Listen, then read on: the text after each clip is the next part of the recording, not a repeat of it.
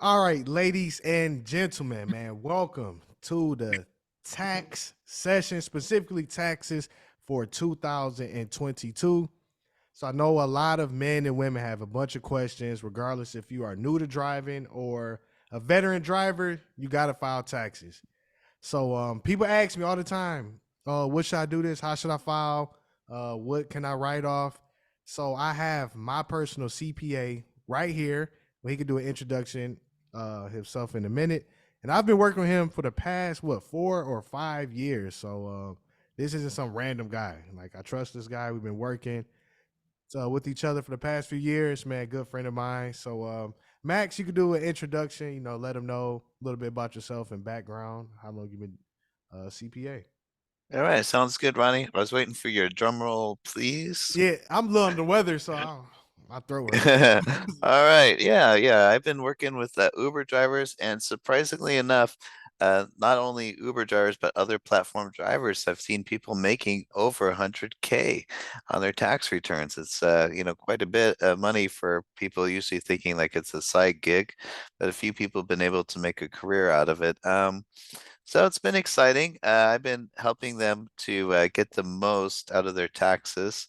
And it's easy to screw up your taxes if you got you're as an Uber driver, whether you know it or not, you're actually a small business owner, and the IRS considers you a small business owner. So anytime you're a small business owner, you're going to want to talk to a tax advisor because you're going to be subject not just to your regular taxes, but also your employment taxes. So my background is I started off back in 2006 in the tax world as a tax collections agent for the state of California, and did that for a while until they kicked me out. They got tired of me. And then I started my own CPA business. I've been doing that for a while, and I pride myself on being pretty well versed in finances and taxes. I've got my CPA license. I'm also a licensed financial advisor and an insurance guy. So pretty much when people throw questions at me, I'm pretty good at giving them a 360 degrees answer, not just, very narrow, but I can see it from all angles. So looking forward to talking with you guys today and getting the most out of this session with Ronnie. Thanks, Ronnie, for inviting me. Oh yeah, you are welcome. And I will have Max's information all in the description, just in case if you want to work with him, et cetera, et cetera. So basically the way this is going to be set up is we're gonna just, have a good time. I'm gonna ask him a few, common questions. Then after the questions are over, you are more than welcome to ask them, your own personal questions, so that way y'all could get some value since you actually joined.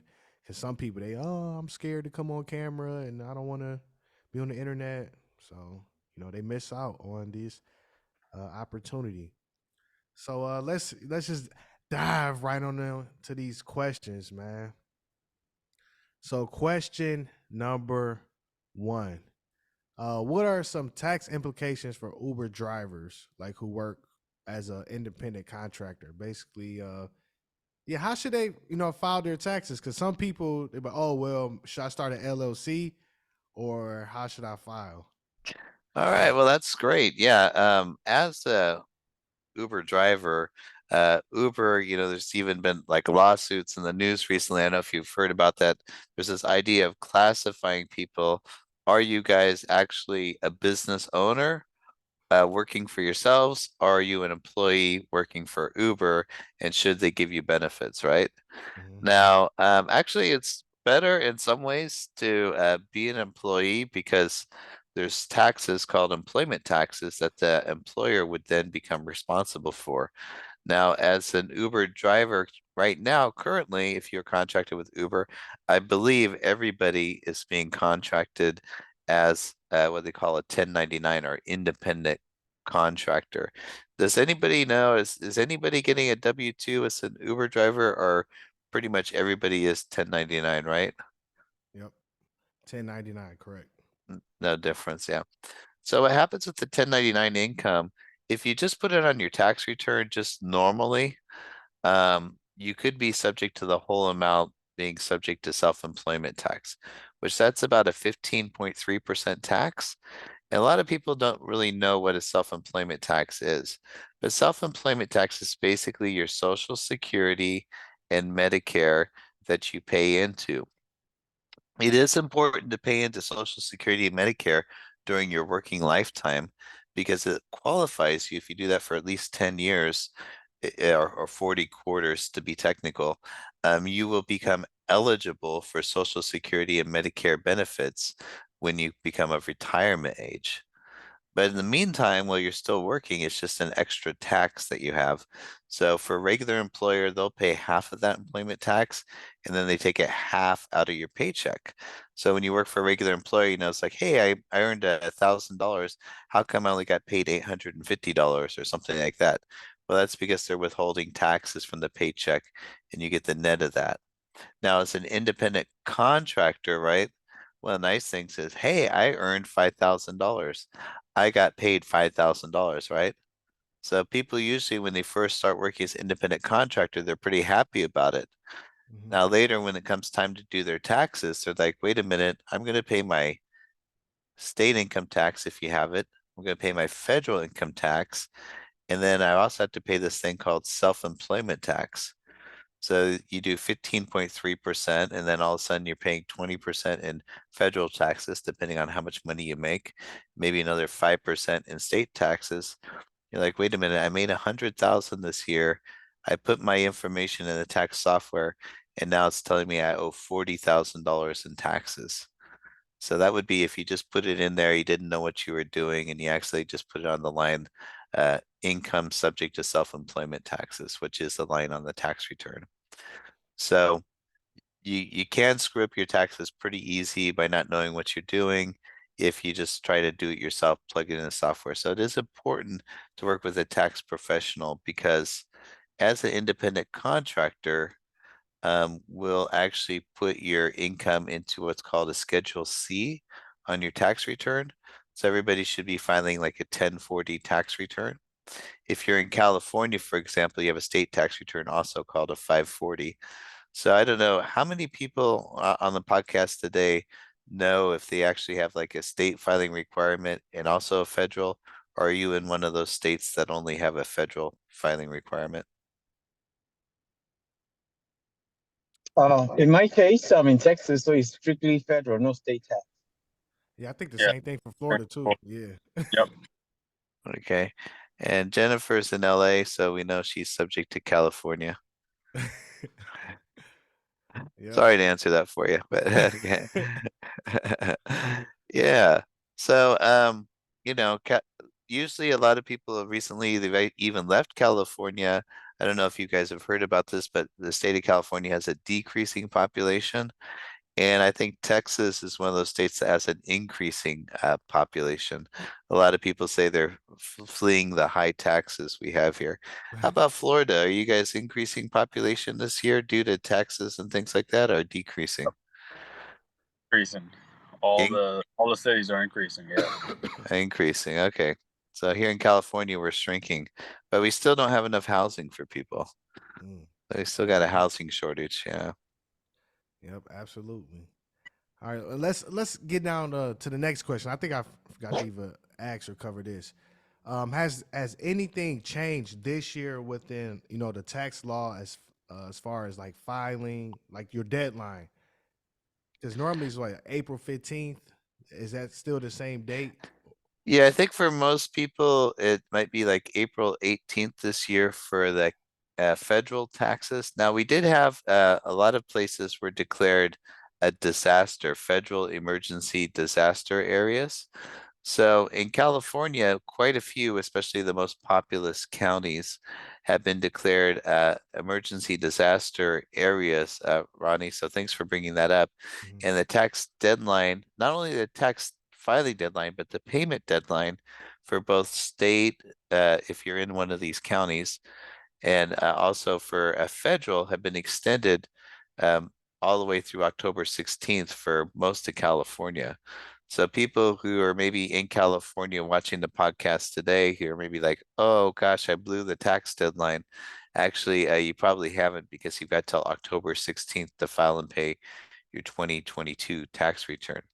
I don't know about in Florida if they've had like disaster zones or not, or in Texas. Are you guys aware of anybody getting tax extension deadlines there, guys? Not too sure. I know there has been some hurricanes, but I'm not too sure, or flooding, but I'm not too sure 100%. Let me just Google it here for just a second, see if there is any in And in Florida. Texas, everything stays the same. April 18th. Yeah. Yeah, hurricane victims of Hurricane Ian, they've got until October 17th, it looks like. So if you're in one of those affected areas, is that what they called it? Hurricane Ian? Oh, wait, that Yep. was, yeah. Of course, that might have been last year. Was that for last year or this year? Let's see here. I just got here a couple weeks ago, so I'm Oh, okay, that was for 2021. Okay. Sorry about that. That was last year's news. Okay. Looks like last year Florida had a tax extension. How about Texas? Yeah, people always say, I've got simple taxes. I say, yeah, simple and taxes that usually don't, the words are like an oxymoron. It's like Right. people used to say military intelligence. Not that I'm against the military, but you know, stuff happens. Winter storm. Uh, okay. Now they had one for 2020. One, I guess, during the time that people were freezing in all those winter storms in Texas. I seem to remember something about that. I think Yeah, I that remember what that. the governor of Texas made a pretty unkind remark, or one of the major cities, Yeah. when the people were freezing out there. Is Yeah. that guy still in office? Yeah, I don't know. You gotta ask them. But yeah, yeah. How are they able to look into that? Because the people that will be watching, the replay, maybe like, how am I able to check if? Well, let me put in the chat if it's okay. I'll put the one that Yeah, yeah. You can put it in notifies the the chat, cat and for I'll California. Okay, yeah, and I could put it in the description of the video. it's by county though, Okay. and I think it was a 27 counties or something like that.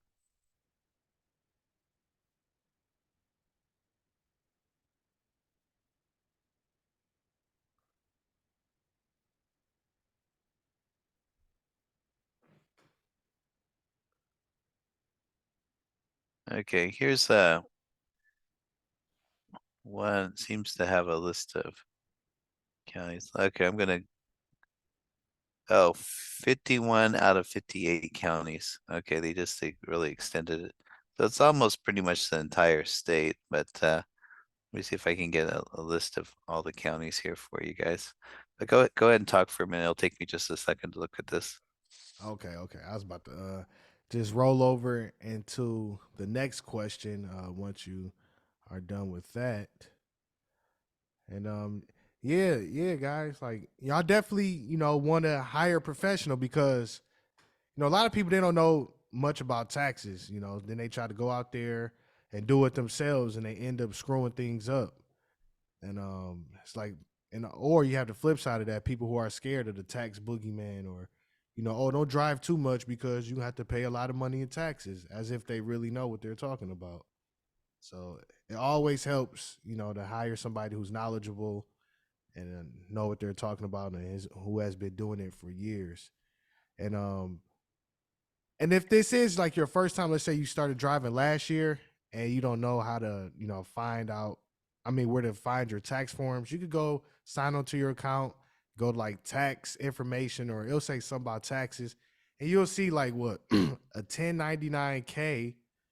Let me sign on because you'll get the 1099K. Um, a few other 1099s as well, but let me see. Sign Yeah, in. I dropped that in the chat too, that link for you, Oh any of yeah, you I just guys I in just got it. California. But yeah, that apply for Jennifer. I know it applies to LA. Okay, so now we go to tax information. Then you will have it will say your 1099K and 1099 NEC. So let's say if they did wanted to file, what documents should they file with, or what should they have? Yeah, that's a great question, Ronnie. So yeah, as a independent contractor, you're going to get a 1099 from your credit card processing receipts. That's what that 1099K is, anything that goes through your point of sale system, which I think that's pretty much on your phone probably in Uber. Hmm. And then NEC could be another statement if Uber paid you something that didn't go through the point of sale system. So you want to be careful that those documents don't double count income, which I don't think they usually do. But uh, without having all the tax filings in front of me, I can't be 100% sure. But just look to make sure that income adds up to against your bank account, how much deposits you got from Uber, and then in that you're going to put that's going to be your gross receipts typically on your tax return on your Schedule C. So you're going to want to keep that, and that'll be the gross receipts number. Now, it is important to file your gross receipts and get the gross receipts accurate, because when it comes to fraud and things like that with the IRS, they're much more sticklers about reporting your gross receipts than just about anything else. So if you're ever going to get dinged on your taxes for like tax evasion or something like that, one of the number one things to look at is for people who don't report the actual gross amount of income they have on it. Sometimes when it gets into reporting your deductions and other things like that, there might be a little bit more leeway for interpretation, etc. Not that you're outright committing fraud, but sometimes you can be more aggressive or less aggressive depending on how you feel about that. So just remember, I think there's a famous actor, one of my favorite guys, Wesley Snipes.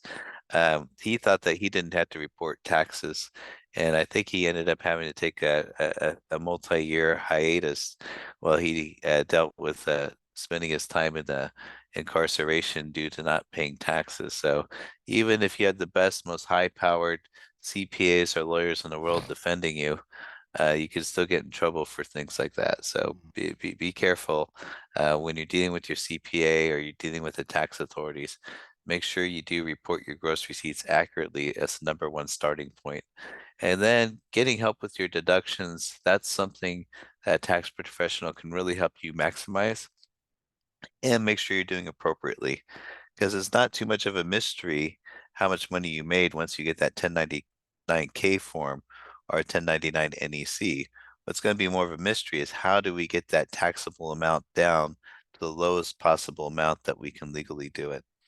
And when you're submitting your tax return, having a CPA's credential on there as having prepared your tax return, that usually gives the IRS notification, hey, this guy should have already gone through and vetted and make sure that all this stuff is pretty legitimate before he's going to put it down there for you. So that does help protect you. Usually if they look at that and they see that, they'll notice that. Now, a lot of people might say, hey, how does the IRS know if I'm over-reporting or under-reporting my expenses? Well, when you file your tax return, part of when you file as a business, they'll have you choose a code, a business code on what business you're into. And believe it or not, they've done studies of like what are the typical expenses for that type of business? What are the typical Mm. percentages and things like that? So if you start getting too far off in your expenses on that, that could be something that triggers an audit. So doing it yourself could be just a matter of like, hey, I decided to put this in the miscellaneous category. It was my mileage, but it didn't really go into your vehicle expenses. So just by you putting things in the wrong category, you can accidentally trigger an audit for yourself. Whereas a CPA, they'll do this stuff so routinely that they'll make sure they get everything put in the right categories for you to help you avoid things like an unpleasant interaction with the IRS or state. Mm. Yeah, that's a that's a lot to unpack there. I know a lot of people faces like, what is he talking about? That's they just confused, confused. Which is kind of like roll us over, to the next question before we even get to the deductions. Like, in your opinion, what do you think, or how do you think a lot of Uber and Lyft drivers or gig workers in general how can they avoid, making mistakes when filing taxes? Yeah, like I would say at the minimum, anytime you have a business, right? And Uber and Lyft is a business, you're gonna want to get some help with your taxes. So now, for example, for me, I offer like a tax coaching service where I do financial coaching and tax services for people, right? And it starts at $500, but you get like 4 hours of coaching along with your tax return. So it's actually a pretty sweet deal. Other places you might be able to get your taxes done for like 250, something like that by a professional. If you're in California, 650, something like that. It's not uncommon to be right in that range. So if you're driving, right, and you think, hey, I'm gonna have to probably get my taxes done professionally, you might want to make sure that you're driving enough that you're kind of covering that expense, right? So if you only drive $500 during the year, it might not make that much sense to Right. spend 500 bucks on tax professional, right? But if you're getting $50,000, $10,000, $30,000, if you're doing 2 racks a week, right, 100K or more, then the $500 becomes, much more inconsequential, and you're going to get a lot of tax benefits from it. Now, I do offer a 10-minute free consult, and I'm happy to tell people, hey, where they might want to go personally, whether it's possibly if you're in really low gross receipts, possibly a do-it-yourself option could work, possibly a TurboTax type of thing could work. Or if you're earning enough where it's really worth it for you to get professional help and you want a few tips on where to go, or even if you wanted my assistance, I would be happy to give you that. I usually offer like a 10-minute free consult to Ronnie's referrals. So feel free to hit me up for that. And it's always like no pressure. It's not going to be like a big sales pitch, but it'll be like just kind of like a friends type of conversation, what I think would help you the most and make the most sense for you. Did I answer that question okay? Yeah, absolutely. Yeah, you made a lot of sense. Especially, it all depends, like you said, how much you're driving. If y'all not really driving, then you could probably do it yourself.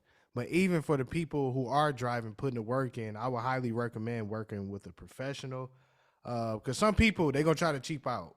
I already know it. And, well, I could just do it myself on TurboTax, or I could go to H&R Block. But my thing is, why risk it?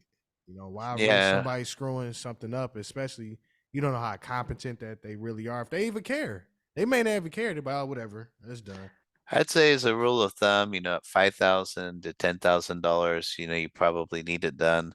Once you get up to 20,000 or more, definitely it's a no-brainer.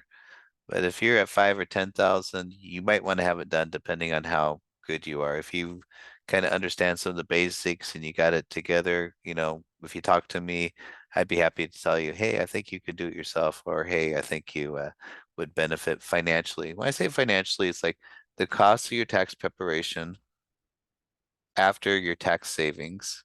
Do you come out ahead, right? You can save $2,000 by having a professional do it for you, and it costs you $500, you're still $1,500 ahead, right?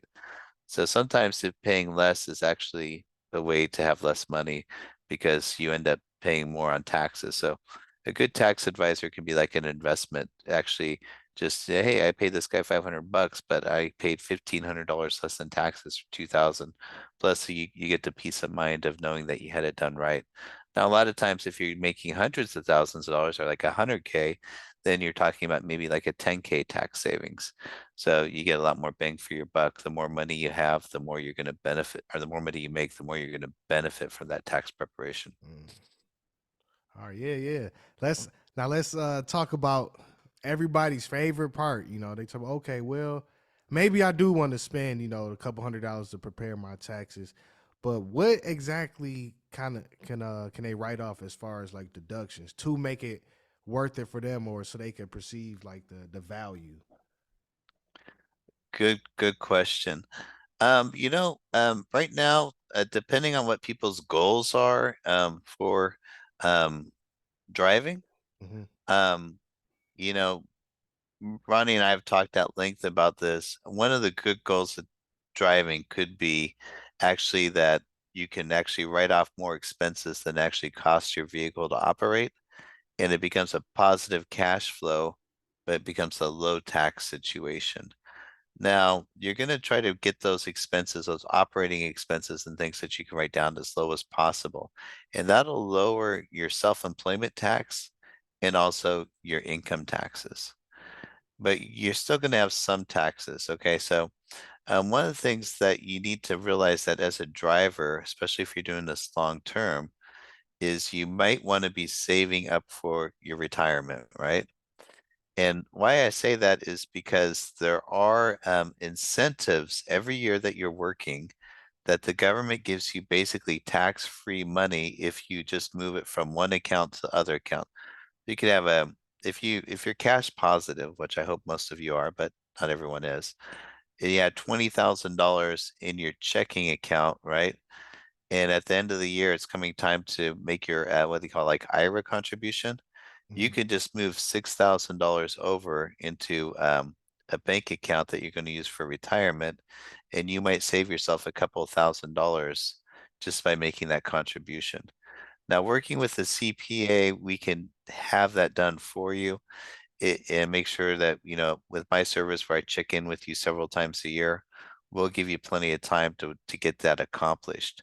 If you haven't done it today, you have till the end of the day, Monday, to do it for 2022. And then for 2023, you'll have till the end of April 15th of next year. But you can make your 2023 anytime between January 1st and April 15th of the following year. So, if you're in a cash positive situation, you're trying to avoid taxes, besides writing off your phone, writing off your, maybe we'll set you up with a home office, for example, writing off like your internet expenses, writing off all these legitimate business expenses we can come up through interviewing you and taking the right proportion. Um, we can also make sure that you're taking advantage of investment uh, uh, benefits, the tax advantage investment choices that are out there available. So through working with the CPA, you can literally, probably at least if you were making 50 grand, let's say driving, right? And say you decided to do your retirement and you decided to take advantage of all the tax write-offs and things like that. For that $500, you would probably save, $7,000 or $8,000 in taxes easily. So, but during the process, we would make sure not only that you're getting all the right deductions, but we'd also try to be coaching you on wealth building. So I guess one of my questions would be, how many people are out there driving right now where you see yourself driving for maybe up to 5 years or more? Is that okay for me to throw out there, Ronnie? I Yeah, just yeah, want to that's see what fine. people's goals are. Yeah, that's fine. So anybody could. Full? Are you asking full time or part time?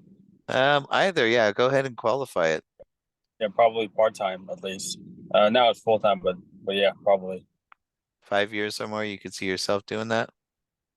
Yeah, probably. Yeah, a lot of Okay. debt like that to take care of for sure. And are you working another job also? No, right now just Uber. Okay, well, thanks, Masad or Anybody Masood. else? Sorry. Yeah, no, you're good. Somebody else can answer too. How about Yeti? Yeah, I don't think we've heard much from Yeti yet. He's got to turn on his microphone though. Oh, what's going on, Max? How you doing? How you doing, Ron? Hey, What's good, going on, bro? good, Thanks good for to see showing you. up. Yeah, yeah.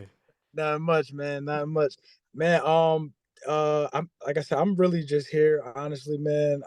I'm trying to just get some insight on it because this was my first full year really driving. I kind of met Ronnie watching his videos, so this is my first year really filing. Like with driving full time and probably made over 50 grand, and I'm just looking to just see the right measurements and steps I need to take to do this correctly. So Yeah, are you feeling like it's something you want to continue doing for the next few years? well, I do a number of things, but I would say, yeah, for the next maybe like maybe about like 2 years, yeah, for sure, definitely. All right, great, great. Okay, so we got one person that's going for it for 5 years or more. Yeah, one person's going to do it for a couple of years. Okay, how about Jennifer? And I guess maybe we can hear from Baba's Cheetah after that. No, my plan, I have been doing Uber and Lyft on and off for like since 2015. So I don't see myself being in this game for much longer. Maybe like just another year or two, and then All right. that's it. That's Wow, it. so you've been in it for Yeah. 7 years. So Yeah. what's making you what's making you have second thoughts about continuing? It's not so much it's the attitude of people on the road, basically. That's what it is. It kind of gets a little frustrating a little bit sometimes, to be honest. That's what it is. It's like you make good money, but you put up with a lot of stuff out here. That's what it is for me, you know. But Yeah, yeah. Well, you know, for right now, you're in I'm LA. You're in LA too, right? yeah. Yeah, exactly. So I mean, you make great money. You do, and it's all about your attitude and everything, and try to keep things positive. But you know, after a while, it can kind of like beat you down a little bit. So I have to have other goals to get out of this soon. But I got a lot of personal things going on right now, so I'm kind of like stuck like Okay. here for a Now, minute, and then after I get out, was yeah. there any particular tipping point, like one particular thing that happened, or was it just kind of a slow burn over time? No, it's not a particular thing. It's just I think it's I've noticed a major lack of respect and just impatientness since COVID. That's what it is. Since Okay. COVID, just the road, the mentality of the road is very different now. So in So that's it. But 2015, as far as people getting, yeah, as far as people getting into my car, no problem. I have a wonderful time with my passengers. That's not a problem at all. It's just being in the streets every day. That's my thing. okay, That's what it all is. right. Yeah. Gotcha, Yeah. gotcha. But you've been driving for probably longer than anyone on the podcast here, as far as I tell. Oh wow. That's a good testament, Okay. right? 2015, that's like 8 years. Yeah, yeah. So part-time, but as this last year, so 2022 was my first year full-time. No, was my first year full-time. Yeah. Okay, So so it looks like yeah. everybody's shooting for multiple years here. We don't have anybody that's just like, oh, I'm just gonna do it for the 1 year. So that's good. Then I guess the next question is, um, because for me to give people tax advice and financial advice, sometimes I want to know like, what's your goal? What are you doing with the money? Is it to, hey, I'm going to build a career, or is it, hey, I'm looking to save up for something?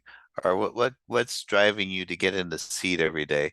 Is it to cover your living expenses, or are you looking at something else that is going to allow you to do that you couldn't do if you weren't driving?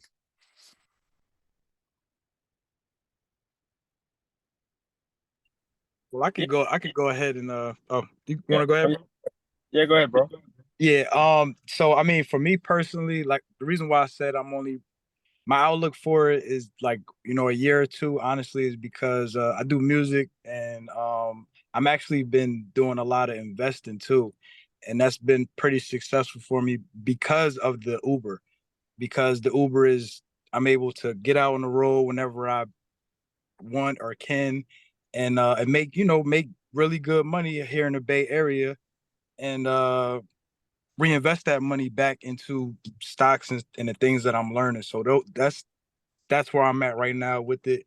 But yeah, I just like I said, I love what I'm doing. Is great. I mean, a lot of people and even what I'm doing, pursuing outside of the Uber, you know, with the music, being meeting people and being able to share with them my music and connect with them. So it's good. So it's Yeah, perfect. we should connect. I'd like to hear more about your music and stuff outside the podcast. And Oh, for sure.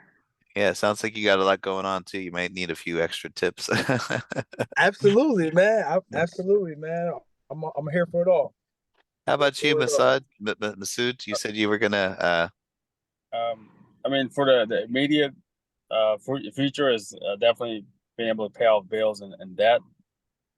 In the future, be able to invest that like similar to I believe it's Yeti. I want to pronounce the name right. Now you got Also, it. yeah, good. Also, saving for the future for retirement would be great as well. yeah, that's important, Nick. it's a lot of people when they look at like how much money do I have to spend today? Well, let me check my bank account. And that doesn't always include things like your retirement and your taxes coming due and things like that. So part of it, what we want to do during my coaching sessions that I do with people is, work at the beginning of our relationship together on a little bit of budgeting and planning for that in the future. So when tax time comes due, it's not a big mystery for you. And unfortunately, sometimes I just get people like after the years passed already, and they're amazed, like, oh, how am I going to pay this? What am I going to do? Well, in that case, if you're working with me, I used to be a tax collector, so I can negotiate this stuff for you into maybe a long-term payment plan or something.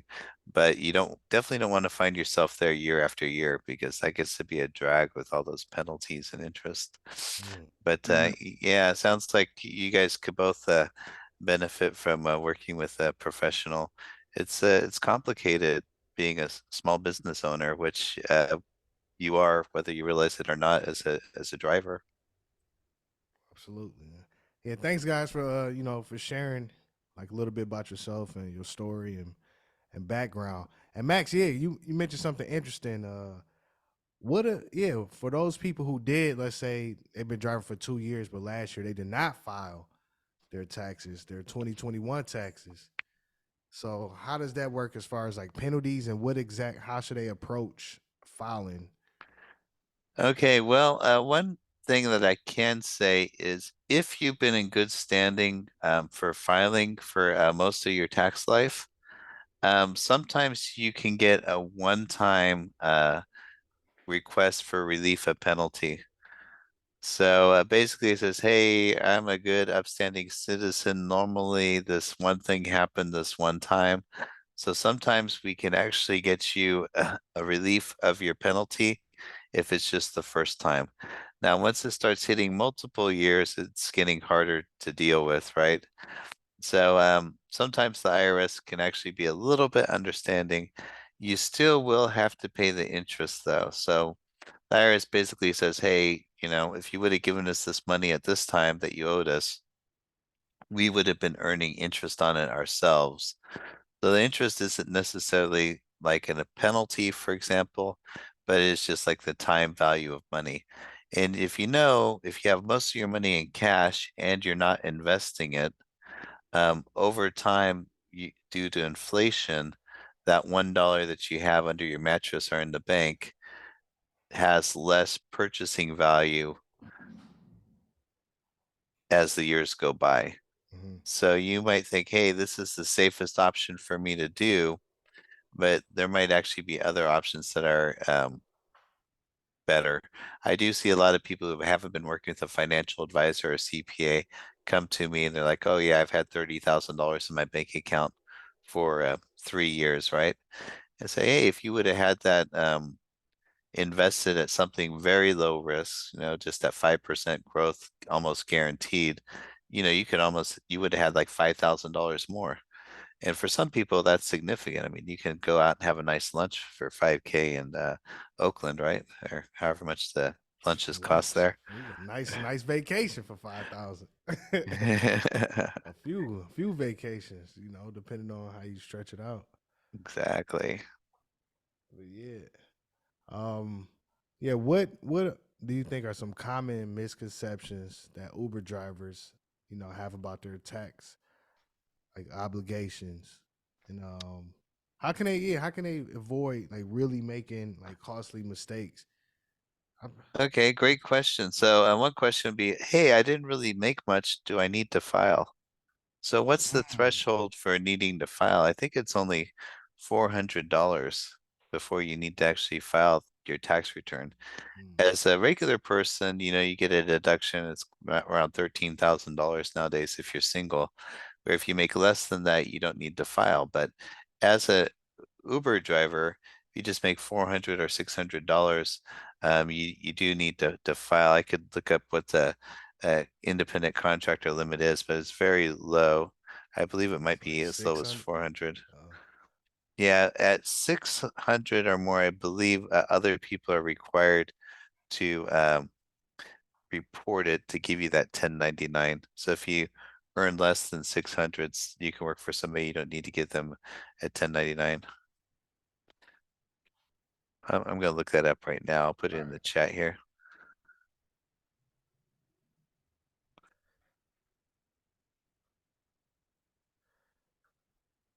Yeah, we just got a couple more questions, then I can open up the panel for y'all if y'all want to ask Max some questions. Yeah, it's only $400. Yeah, Okay. yeah, yeah. Yeah. So if y'all make it over 400, one of five. Yeah, so that's different for people who haven't had that self-employed income, where they might be like, hey, I made $10,000, but you don't need to file because you're still below the standard deduction. Mm. Hey Max, I had a question. I heard you talking about the deadline is it that correct? The deadline to file is for October, you said? That's for people Yeah, he's in who live in California. California. Now you can file an extension. Mhm. Tomorrow would be the last day to give yourself 6 months to avoid the filing deadline. So the filing penalty for late filing is about 10%. So you can Okay. actually file that extension. It's very easy to get that filed. And if you wanted me to file it for you, I could just hit me up. I think Ronnie will put some of my information in there. Okay. Yeah. Do you need some help with that, Yeti? Yeah, I'm actually like I said, I'm just trying to figure it all out. This is my first year really working for myself. So I'm just trying to understand how to, how this all works and 1099s and all of that. So I just want to do it the correct way. Yeah. What's the best way for us to get connected? Just Whatever, You whatever. can put your information in the chat. yeah, Okay. or if you want, or if he wants to use that link, that I have, the 10-minute link. Yeah, Okay. put it in chat. Yeah, because since they are on, they could just. Okay, so that won't go out to everybody on YouTube. Okay. I mean, eventually will, but just for like conveniences right now, we could just drop it in the chat so you can have it. Okay, yeah, if you're okay with that, Yeti. For sure. Okay, cool. Absolutely. Cool. Yeah, I'll make sure that gets out for you tomorrow.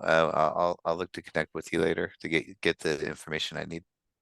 Okay. Yes. So Max, Absolutely. can you repeat that again? So if you are in California, you have to file before.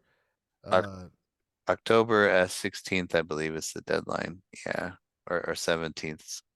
What it's been extended 6 months. and Uh, where does the extension come in? it's an automatic extension. Mm-hmm. So you don't need to file anything, just as long as you're in one of the disaster areas. I Mm. put it in the chat earlier. Yeah, yeah. Let me go ahead and take a look at that. Yeah, it is October 16th. And that's for I think they said 51 out of 58 counties or something like that. Mm-hmm. So it's pretty much 90% chance if you're in California, you got that extension. In LA does have the extension, Bay Area does have the extension, Sacramento has the extension. The coastal cities all pretty much have that extension for flooding. I think it might just be a few counties, maybe near Nevada and stuff like that, that maybe didn't end up with the flooding. Mm. Alrighty. But if you're not living in California and you're watching this before Monday or before, and you need an extension, you can file for an extension too. I wonder if there's a way for them to file for an extension without contacting me too.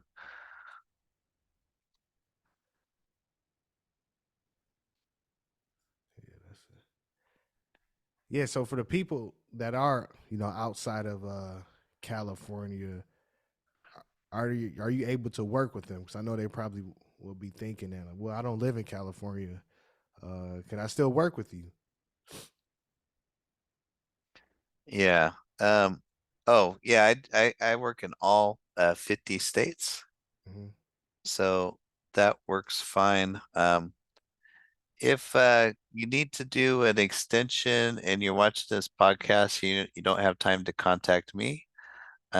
Looks like Tax Act, which is a software, offers like a free filing extension. You have to file by midnight, April 18th. So let me go and put that in the chat for guys, Yeah, just in case gotcha. somebody's in emergency mode.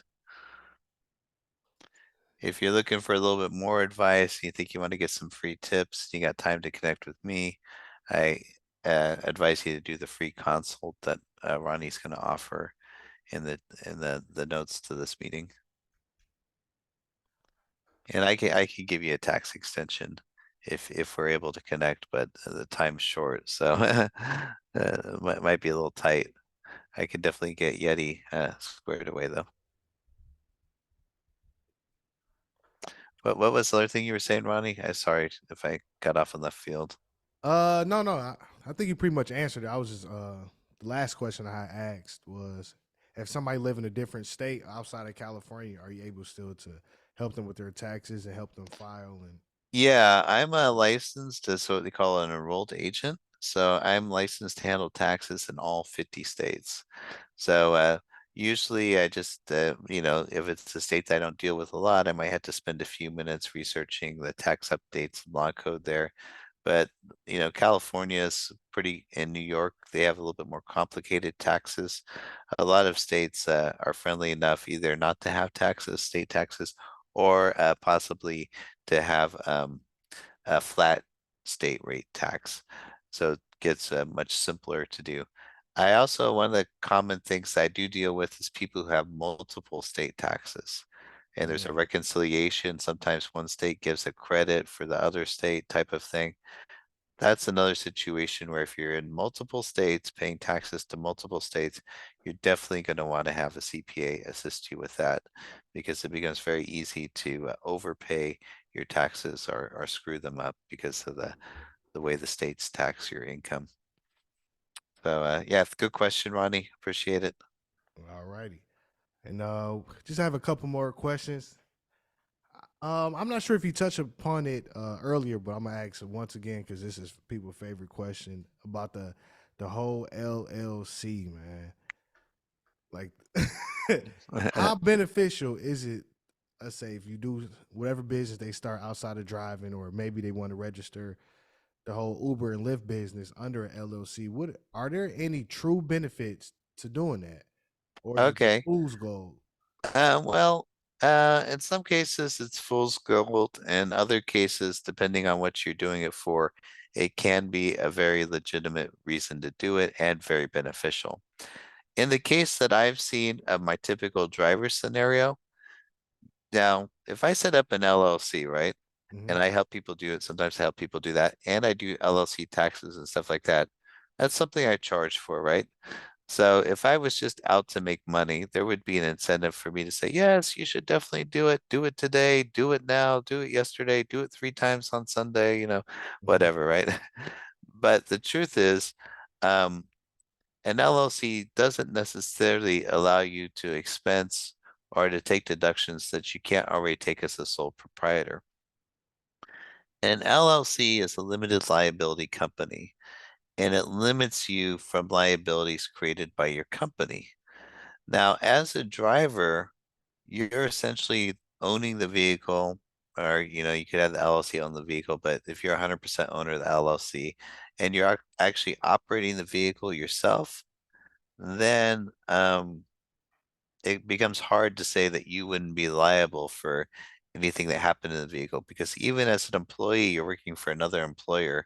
If you do something or you cause some action where it causes damage to someone else, yeah, the lawyer can be held responsible, but you personally could be responsible for something, right? Let's just say like an accident, for example, or for example, something terrible like sexual harassment or whatever, right? You could an LLC or working for an employer is not going to still protect you from your own actions.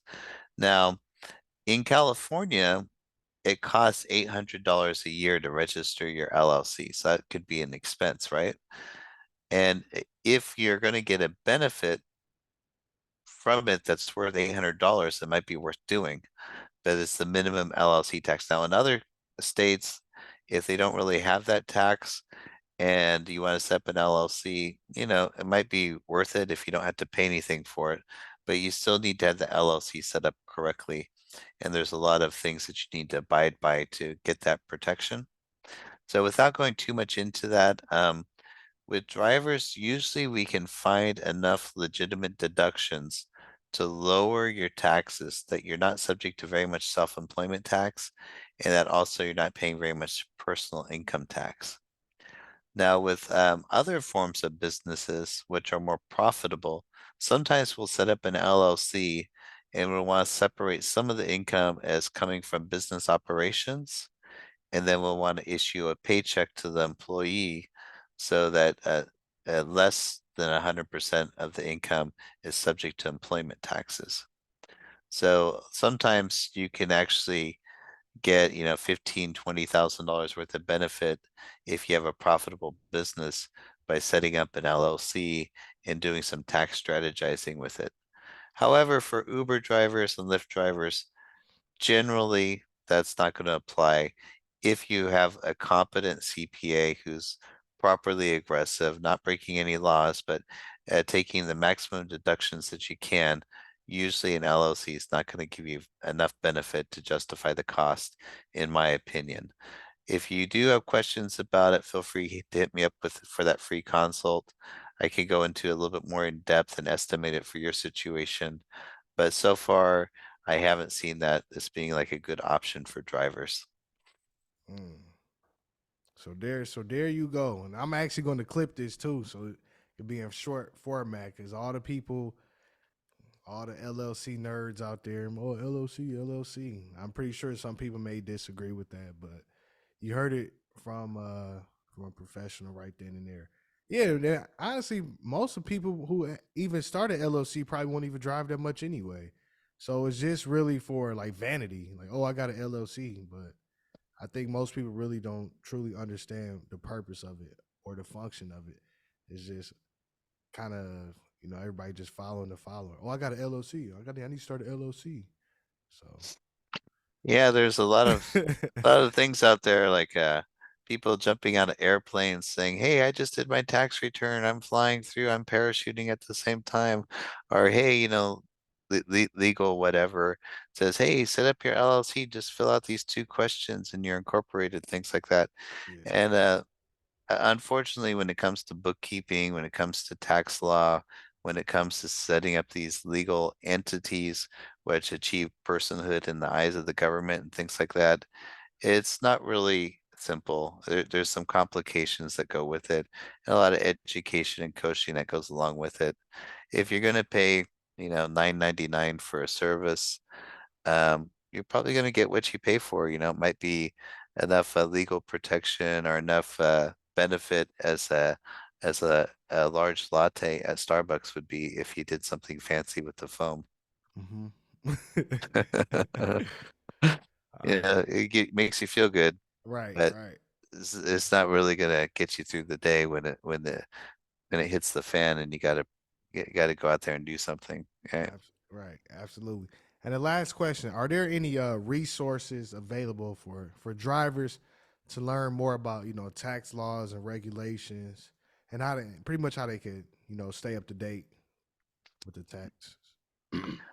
Yeah, you know, it's complicated. I would say, you know, people may not realize it, but out of all the professions out there, CPAs actually have more continuing education requirements than just about Mm, any profession out there. As far as hours go, I think we might even do more than attorneys and doctors as far as what's required. And that's because the tax law change so much and so frequently. And every time people like to think, okay, taxes is just math, just 1 + 1 = 2.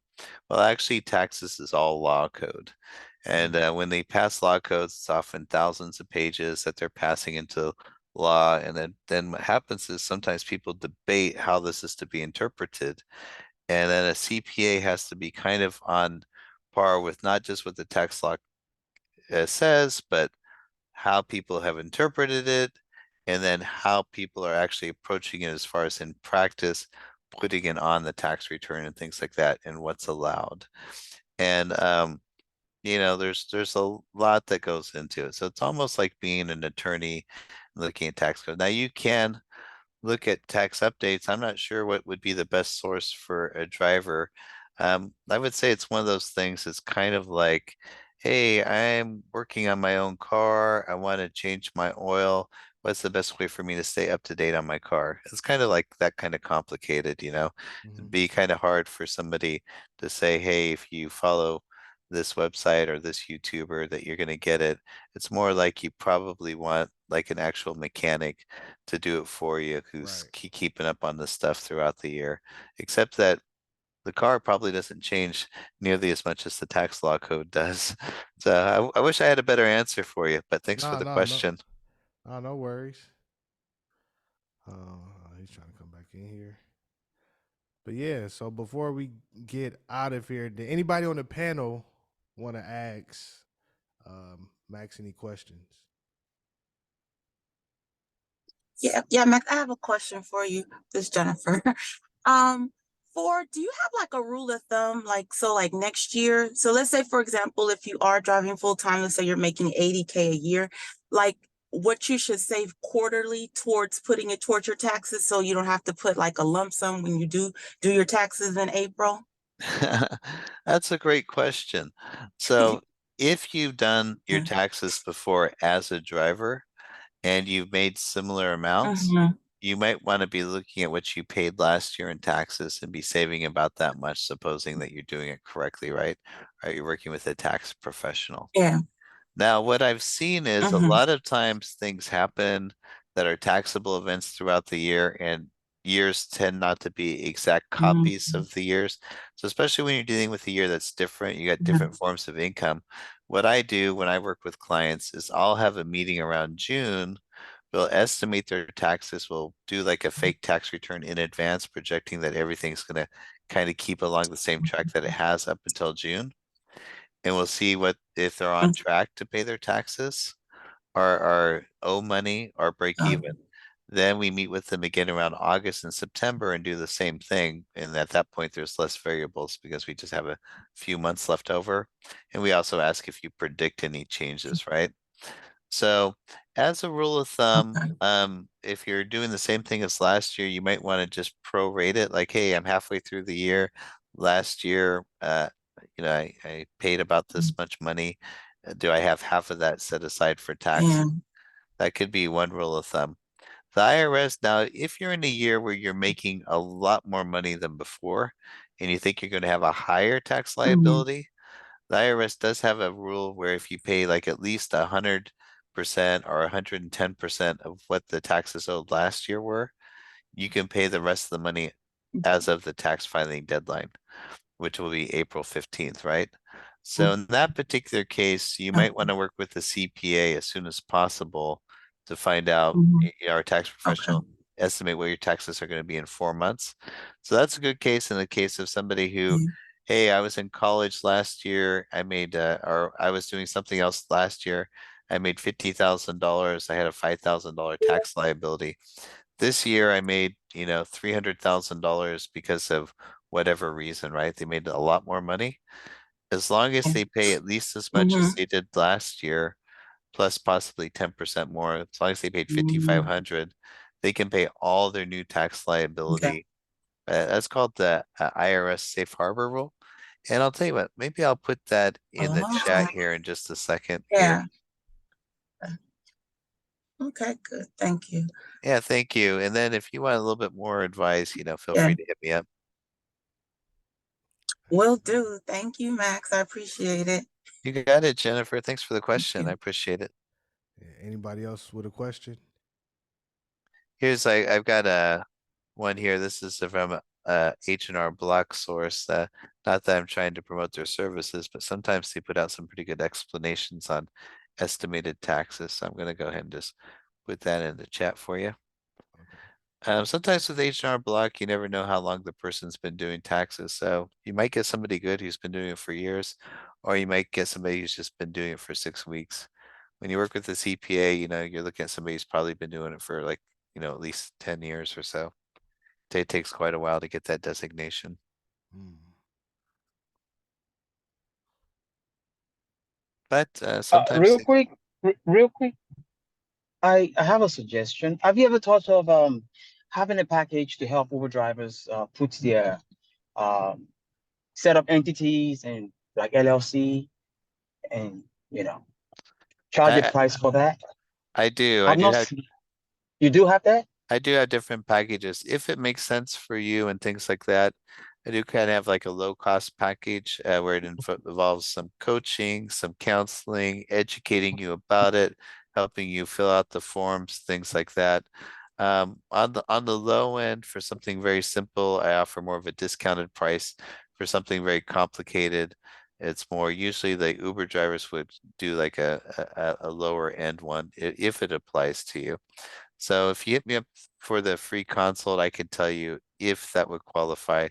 I think like Ronnie and I were discussing earlier, most people driving, if it's just for driving Uber or Lyft, may not benefit from that. But if you're in a state that doesn't charge like a yearly fee like California does, then it might be possible for you to set it up and it might be okay for you. We just want to make sure that if you do it, that you're not going to spend a lot in fees for LLC and not get much benefit. But if it's like almost free in your state, then you might want to consider it. Thank you. You're welcome. Then have you thought about these having like a holding company that holds like 2, 3 different LLC, money you make from Uber, Lyft, you can have them moved into maybe one for real estate, something like that. Yeah, if you're in a place where you want to invest in real estate and you want to look at holding companies and things like that, we can discuss what that would mean, but that gets a lot more complicated than just the Uber income. But if you're looking to invest it and things like that, we could talk about how that might work. Sometimes, like in California, when you register a business, the person who registers the business or has the business name, they usually have to put their information into the Secretary of State website, and that can become more public information. But in some states, you might not have to disclose quite as much. So depending on what your goals are, it sounds like maybe you're trying to build up assets and maybe not have it easily discoverable that they're in your name, right? Which could be, people have legitimate reasons for that are fine. It's okay to try to obfuscate your ownership as long as you do it in a way that's legal. So Child support, child support. I don't know if that might be depending on the situation, that might be one of those cases where you're gonna end up not being able to do much based on what the laws ask you to report. When you sign that statement of resources or whatever it is going to be, right? And you neglect to put down there that you have these holding companies and stuff. Yeah, that could be perjury, right? For example. So you got to be careful about what you're planning to do. Might want to talk to a criminal attorney about that one before you talk to me too much. Good answer, good answer. Yeah, yeah. All right. Anybody else? Any questions?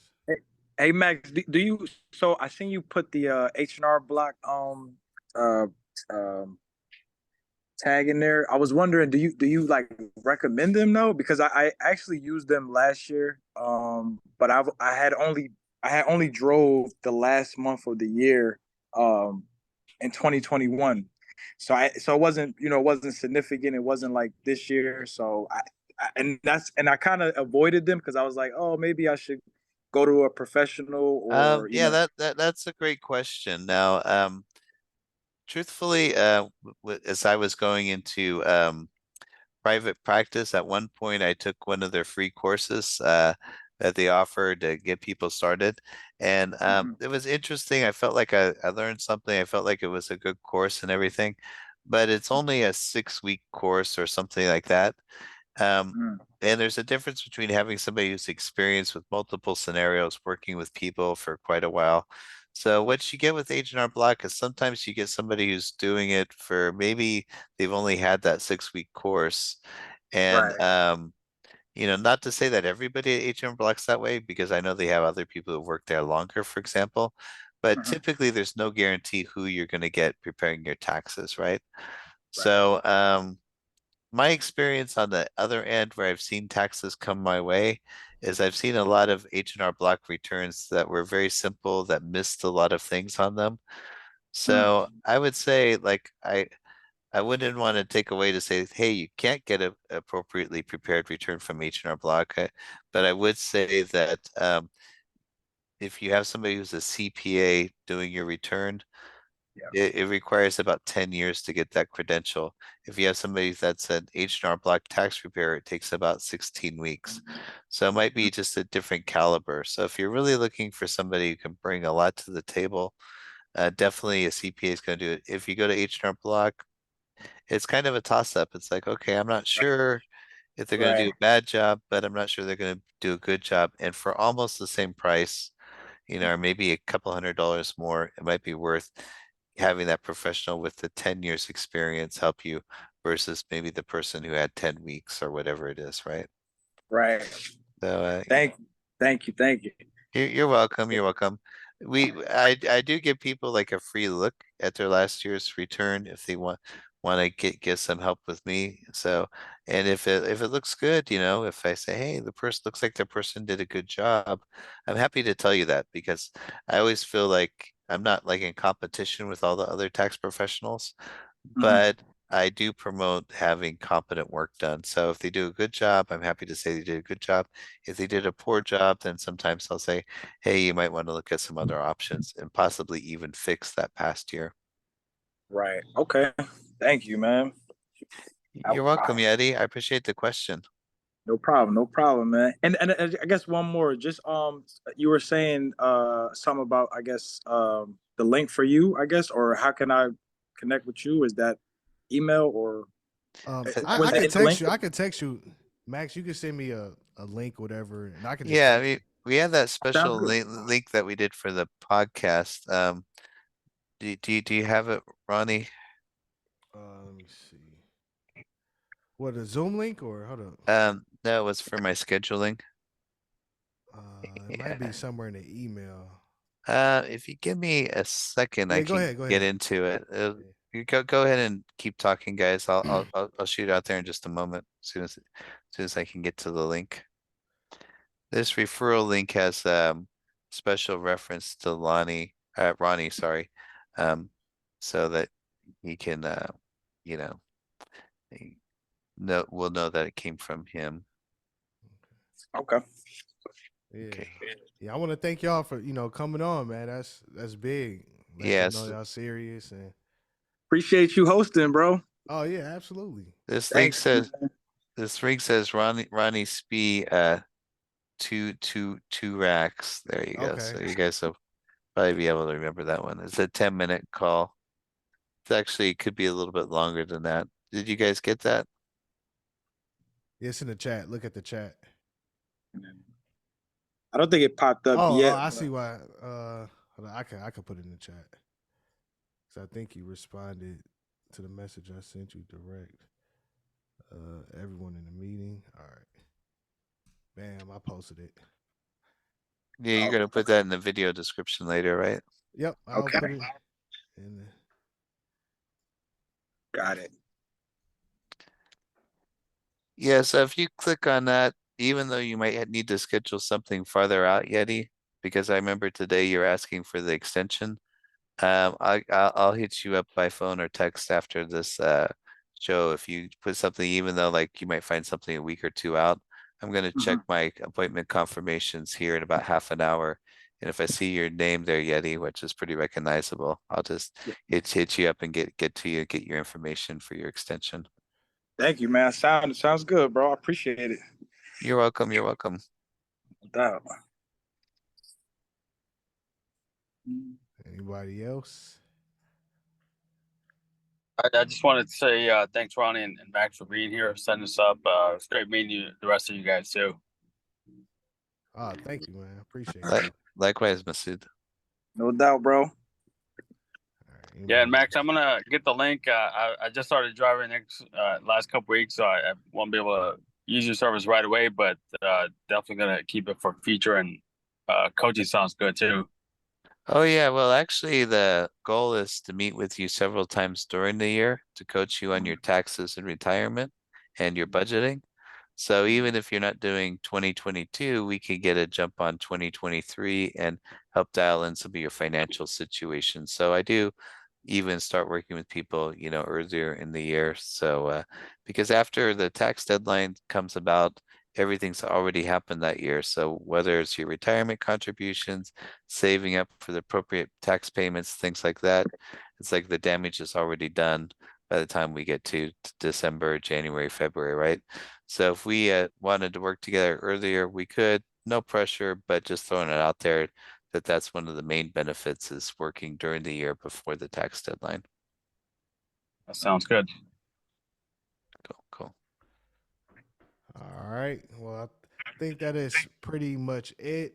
For the people who's going to be watching the replay, I'm gonna have all Max information in the link. But Max, you could share your links and tell them where exactly they can get in touch with you. Yeah, the main one I would say is through Ronnie's scheduling link that he's going to put down there.